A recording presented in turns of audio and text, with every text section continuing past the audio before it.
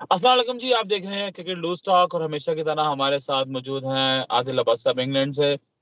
PSL का season 8 शुरू होने वाला है। कल पहला मैच है मुल्तान सुल्तान और लाहौर कलंदर्स। अगर ये कहा जाए कि कल मैच है मोहम्मद रिजवान वर्सेस शाहीन अफरीदी तो ये गलत नहीं होगा। बहुत ही एक्साइटमेंट है और सबसे अच्छी बात यह है कि इस बार जो मैचेस हो रहे हैं वो डिफरेंट ग्राउंड्स में हो रहे हैं और आपको जैसे पता ही है कि पीएसएल जो है काफी अरसा मुल्क से बाहर रहने के बाद पाकिस्तान वापस आया है और आहिस्ता आहिस्ता हर सीजन में ये शहरों की तादाद एज पर ग्राउंड से बढ़ाते जा रहे हैं। ये बड़ा अच्छा इनिशिएटिव है कि जो पाकिस्तान के देखने वाले हैं उनको एक अच्छी क्रिकेट देखने को मिलेगी। बगैर टाइम जाया किए हुए चलते हैं सीधे आदिल अब्बास के बाद। अस्सलाम वालेकुम सरदार जी। वालेकुम अस्सलाम। सरदार साहब, जैसा कि आप बताया कि कल पहला मैच होने वाला है और लाहौर कलंदर जो कि हमेशा से डिफेंडिंग चैंपियन भी है लेकिन हमेशा से एक फ्रेंचाइज वो रही है जिसको बहुत ही ज्यादा पसंद किया जाता है और जिसकी फैन फॉलोइंग बहुत ही ज्यादा है। तो कल के मैच के बारे में आप किसको फेवरेट देख रहे हैं और क्या समझ रहे हैं कि कौन सी टीम है आपके ख्याल से, कौन से प्लेइंग 11 खेलेंगे, कौन अंदर होंगे और कौन बाहर होंगे? देखें जी, सबसे पहले जैसे आपने मेंशन किया लाहौर कलंदर, आई थिंक सबकी मेजॉरिटी ऑफ जो लोग थे उनकी जो सेकंड फेवरेट टीम थी वो डेफिनेटली फॉर एग्जांपल इफ आप सपोर्ट कर रहे हैं इस्लामाबाद तो आपकी सेकंड टीम डेफिनेटली लाहौर होगी। इसी तरह बहुत सारे लोग हैं जिनकी सेकंड टीम लाहौर थी जो अगर किसी और टीम को भी सपोर्ट कर रहे हैं, और उसकी एक बड़ी वजह थी जो उनके ऑनर थे फवाद राना साहब, जो आप बिल्कुल मंजर से गायब हैं। अभी मैंने रिसेंटली काफ़ी इंटरव्यू सुने समीन राना, आतिफ राना के, और वो भी बिल्कुल बिल्कुल नाम नहीं ले रहे। सो ये तो आप हमें कोई खबर कहीं से निकाल के बताइएगा कि आखिर फवाद राना गए किधर हैं, गायब किधर हो गए हैं। बहरहाल जैसे असल कि में एक बात ऐड कर दूं, अगर लाहौर के कोई पावा है तो फिर वो फवाद राणा साहब ही हैं।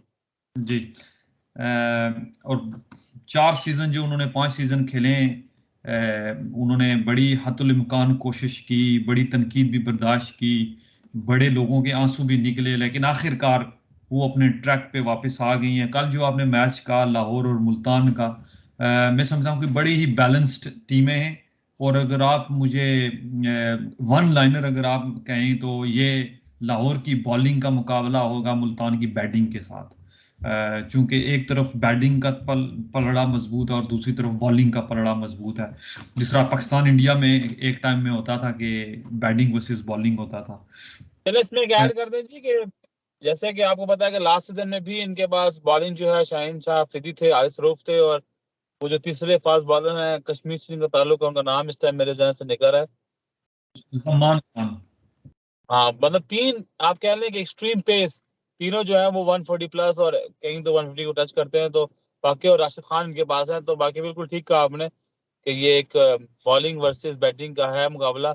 चले आप चलते हैं सीधा टीम्स की तरफ। तो कौन से प्लेइंग 11 आप लाहौर के खिला रहे हैं कल? सबसे पहले लाहौर की अगर बात करें तो लाहौर के पास दोनों टीमों को एक एक दिचका लगा है। लाहौर को जो दिचका लगा है, मुल्तान की जब हम डिस्कस करेंगे तो आपको बताएंगे।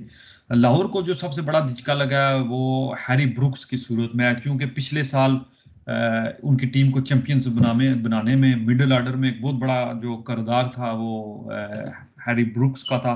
अनफॉर्चुनेटली कुछ उनकी कमिटमेंट्स थी जिसकी वजह से वो इस सीजन में नहीं आ रहे। तो लाहौर की अगर चूंकि स्क्वाड तो आपको पता है कि 18-20 के हैं, अगर वो हम डिस्कस करने बैठ जाएं तो बहुत ही लंबा काम हो जाएगा। बहरहाल मेरी जो ख्याल में जो 11 के बनेगी लाहौर की, वो सबसे पहले अब्दुल्ला शफीक, जो पिछली दफ़ा भी उनके ओपनर थे और अच्छी परफॉर्मेंस उन्होंने दी। फिर फ़खर ज़मान है, ये इनके दो ओपनर होंगे।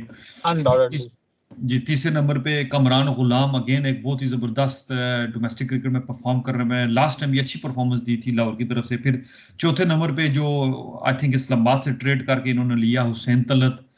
चार ये पहले इनके अपने पाकिस्तानी लोकल हो गए। फिर एक बहुत ही ज़बरदस्त इंग्लैंड के कैंट के यंग विकेट कीपर हैं जॉर्डन कॉक्स, क्योंकि लाहौर के पास जो मैंने स्क्वाड देखा उसमें एक ही कीपर मुझे नजर आया, जॉर्डन कॉक्स।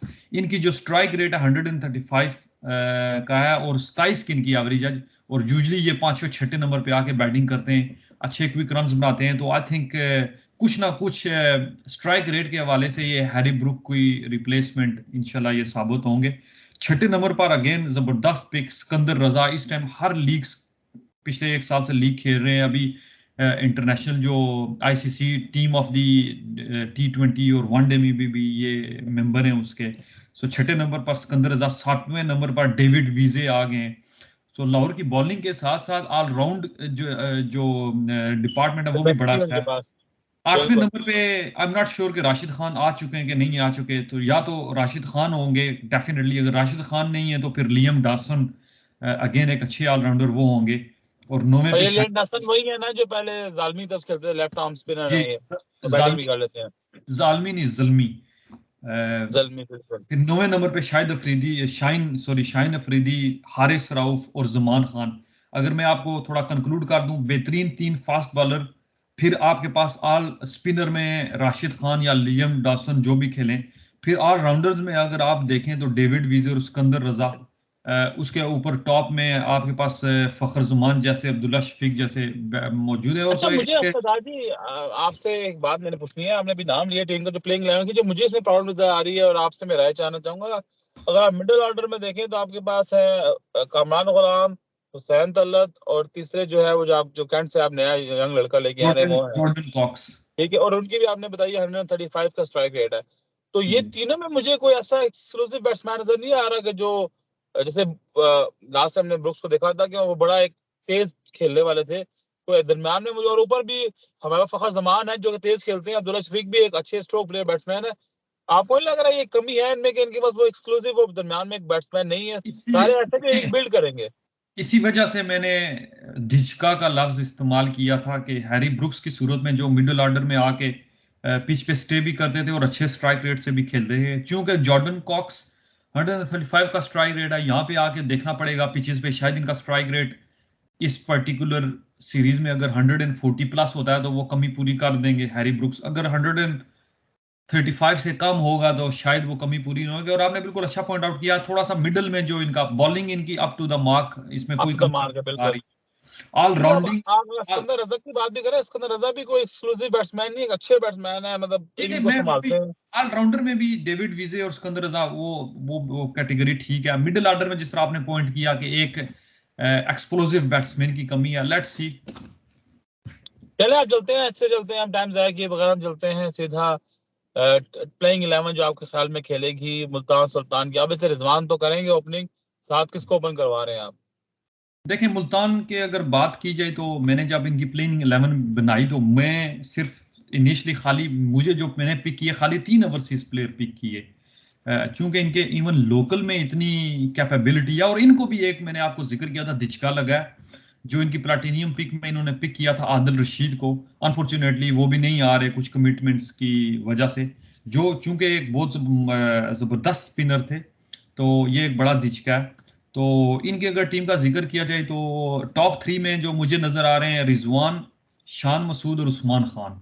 आया शान मसूद ओपनिंग करेंगे या उस्मान खान करेंगे, इन दोनों में से कोई एक तीसरे नंबर पे खेलेगा। और उस्मान खान की बात करता जाऊं, अभी रिसेंटली इन्होंने सेंचुरी बनाई है बांग्लादेश प्रीमियर लीग में। और और बीपीएल में बिल्कुल एक्सक्लूसिव लास्ट टाइम ये बैट्समैन है कोयटा काफी। की तरफ से खेले थे, अगर आपको याद हो। कोयटा जो अपना पहला मैच 5 के 6 डिफीट के बाद जीता था, मुल्तान से ही जीता था। और इन्हीं की बदौलत, उस्मान खान की हाँ बदौलत हाँ। जीता था। उन्होंने कोई 40-45 बालों पे 80 रन बनाया था। आई थिंक उसी इनिंग से इंप्रेस हो गए मुल्तान सुल्तान ने इनको पिक किया है। सो ये 3 हो गए। फिर चौथे नंबर पे रायली रोसोफ आगे again south African batsman. South African batsman. और इनकी ज्यादातर परफॉर्मेंसेज रिसेंटली नंबर 3 पे हैं, तो शायद मैं इनको नंबर 3 पे भी देखूं। थोड़ा सा एडजस्ट करना मुश्किल होगा। अच्छा, पांचवें नंबर पे डेविड मिलर आ गए, अगेन अनदर एक्सप्लोसिव बैट्समैन। जो लाहौर के मिडिल ऑर्डर में कमी है वो यहाँ पे आपको वो स्ट्रांग नजर आएगा। और इनको एक और जो दिचका है वो टीम डेविड की सूरत में है, क्योंकि पहले 8 मैच अवेलेबल नहीं होंगे। लेकिन इन्होंने जो पिक किया डेविड मिलर की सूरत में, वो कमी ठीक ठाक जो डेविड मिलर है पूरी हो जाएगी बिल्कुल। मिडिल ऑर्डर में वो पूरी कर देंगे, तो इसलिए वो इतना नहीं है। छठे नंबर पे खुशदिल शाह, अगेन बीपीएल में अभी अच्छी परफॉर्मेंस है, पीसीएल में पीएसएल में इनकी अच्छी परफॉर्मेंसेज रही हैं। सो आप इनका अगर टॉप जो नंबर 3 से लेके नंबर 6 तक आप देखें तो ये ऐसे बैट्समैन हैं जो एक्सप्लोसिव बैटिंग भी कर सकते हैं, पिच पे स्टे भी कर सकते हैं। सातवें नंबर पे आप कुछ कहना चाह रहे हैं? नहीं नहीं, मैं बस सोच रहा था, मैंने कहा ये जो आपने लाइनअप बताई है, मैं वैसे वो मैं अपने दिमाग में बात सोच रहा था, ये तो सारे मतलब, और इनकी बड़ी बैलेंस टीम है। शान जी। मसूद की सूरत में, सातवें रिजवान सूरत में इनिंग बिल्डर्स भी हैं उनके पास 3-4 बड़े लंबे लंबे छक्के मारने वाले भी है। जी जी, 7वें नंबर पे अगर तो इन्होंने चारों ओवरसीज प्लेयर खिलाए तो फिर अकील हुसैन आएंगे। अगेन बहुत अच्छे स्पिनर हैं, नई बॉल से बॉल कर सकते हैं, और हमारी कंडीशंस में कई दफा नई बॉल स्पिनर बड़ी अच्छी करते हैं। अगर इन्होंने चौथा ओवरसीज प्लेयर ना रखा तो फिर अनवर अली और अमाद भट्ट की सूरत में इनके पास ऑलराउंडर हैं जो 7वें नंबर पे खेल सकते हैं। अगेन इनका भी जो डिपार्टमेंट ऑलराउंडर का बड़ा अच्छा है। 8वें नंबर पे जो मैंने रखा है वो उसामा मीर को रखा है, क्योंकि आदिल रशीद अवेलेबल नहीं है तो ये इनके फ्रंट लाइन स्पिनर होंगे। ये एक बड़ा एडवांटेज होगा। सामा मीर को रिसेंटली इन्होंने टेस्ट डेब्यू किया, बड़ी अच्छी बॉलिंग की, सो ये कॉन्फिडेंस इनका होगा। फिर हमें देखना पड़ेगा कि पीएसएल में इनकी किस तरह परफॉर्मेंस है। 9वें नंबर पे एक और ओवरसीज प्लेयर हैं जी, जॉश लिटल, आयरलैंड के, बड़ी अच्छी लीग्स भी खेल रहे हैं। आईपीएल में भी ये पिक हुए हैं, पीएसएल में ये पहली दफा खेल रहे हैं। बहुत ही अच्छे बॉलर हैं आयरलैंड के, I think the best bowler since they started playing cricket. 10वें पे शाहनवाज दानी, और 11वें नंबर पे अब्बास अफरीदी, ये इमर्जिंग प्लेयर हैं, या एहसानुल्लाह। और एहसानुल्लाह ने लास्ट 2-3 मैचेस खेले थे लेकिन इंजर्ड हो गए थे, लेकिन बहुत ही अच्छी परफॉर्मेंस थी। अब्बास अफरीदी ने उनकी जगह फिर मैचेस खेले थे इमर्जिंग कैटेगरी में, वो भी बहुत अच्छे बॉलर हैं। अच्छा, तो एक इसलिए अब्बास अफरीदी के बारे में बता दें कि जब मैं अब्बास अफरीदी के बारे में देखा था, मैंने कहा आपसे सवाल करूंगा। एक तो वो है ना अफरीदी जो लेफ्ट आर्म स्पिनर है, जिन पे आई थिंक 2 साल का बैन भी लग गया है, नहीं, तो ये ये अब्बास फास्ट अफरीदी कौन बॉलर है? है, ये इमर्जिंग कैटेगरी में फास्ट बॉलर है। लास्ट टाइम भी इन्होंने मैचेस खेले थे। ये एहसानुल्लाह और अब्बास अफरीदी दोनों ही बड़े अच्छे हैं इमर्जिंग कैटेगरी में। और एहसानुल्लाह का रिसेंटली जो है उनके बारे में प्रिडिक्ट किया जा रहा है कि ये नेक्स्ट बिग थिंग हो सकते हैं बॉलिंग में। सो अभी हम अच्छा। देखेंगे। सो इसमें जो मुझे थोड़ा सा जो इनमें मुझे नजर आ रहा है, शाहनवाज दानी, क्योंकि वो लास्ट पीएसएल का भी उनका इतना अच्छा नहीं गया, और फिर वो टीम के साथ रहे हैं रेगुलर, तो उस तरह के कंपेटिटिव मैचेस इनको नहीं मिले। सो थोड़ा सा लैक ऑफ एक्सपीरियंस इस बॉलिंग में मुझे मैच प्रैक्टिस दिखता है। आपका था, लैक ऑफ मैच प्रैक्टिस होगी उनकी, बिल्कुल सही जी, कह रहे हैं आप। उसके अलावा उसामा मीर भी बिल्कुल न्यू स्पिनर हैं, सो उनकी परफॉर्मेंस देखनी पड़ेगी। सो इसलिए बैटिंग में तो, या राउंडिंग ऑलराउंडर कैटेगरी में तो मुझे लगता हूँ कि बड़े, और स्पेशली बैटिंग में टॉप और मिडिल ऑर्डर में अच्छा, मैं जबरदस्त इनकी थोड़ा सा लाइन। इसमें ऐड करना चाहूंगा जो आप कह रहे हैं, इसको मैं खैर फॉरवर्ड करता हूँ कि बॉलिंग में वाकई में, अब आपने पूरी टीम बताई है, अगर आप इनके नंबर 6 देख रहे हैं ना, पहले 6, वो तो सॉलिड है। उसमें तो आप कह लें कि आई थिंक पूरे पीएसएल की शायद one of the best number 6 इनकी हो। जी 7वें में आपने कहा कि अनवर अली या वो हमाद खेलेंगे। अब दोनों प्लेयर ऐसे हैं कि जो एक प्योर ऑलराउंडर नहीं बन सके। अनवर अली बहुत ऐसा पसंद रहे, लेकिन बॉलिंग बैटिंग उनकी अच्छी थी, लेकिन बॉलिंग में कमी थी। इस तरह माद बाट भी आते जाते रहे हैं, और डोमेस्टिक में भी मैंने उनके रिकॉर्ड देखे तो खास नहीं है। और और बॉलिंग में शायद आप करेंगे शायद उनका। दोनों ना खेलें, अकील हुसैन खेलें चौथे ओवरसीज की सूरत में। और मेरे ख्याल से Akeal Hosein might be better option, क्योंकि इनको ऐसा बंदा, क्योंकि इनके पास पहले 6 इतने सॉलिड है कि उसके बाद इनको 5 स्पेशलिस्ट जो है ना, 6 चाहिए बॉलर जो बॉलिंग कर सके। चले, आई थिंक काफी लंबा हो गया हमारी वीडियो, तो जाते जाते बस एक सवाल पूछूंगा, जल्दी जल्दी बताएं, कल किसको सपोर्ट कर रहे हैं, किसको जितवा रहे हैं कल मैच आप? देखें जी, एक तरफ क्या कहते हैं खाई है, तो दूसरी तरफ क्या लफ्ज होता है वो, समुंदर है। दोनों टीम में से पिक करना बहुत ही मुश्किल मुश्किल है। है। लेकिन अगर आप मुझे कहेंगे तो जो एक टीम तो मुझे पिक करनी पड़ेगी, क्योंकि हमेशा बॉलर्स आपको टूर्नामेंट जिताते हैं।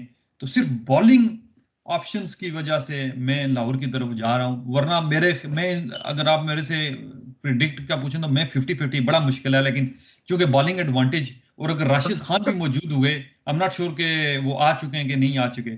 सो इस थोड़ी सी ऑलराउंडिंग कैटेगरी में भी लाहौर बेहतर है, तो मैं लाहौर की तरफ जाऊंगा कल।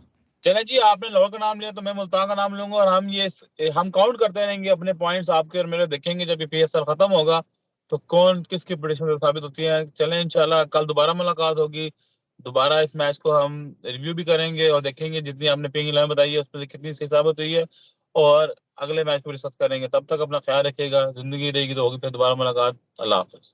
अल्लाह हाफिज।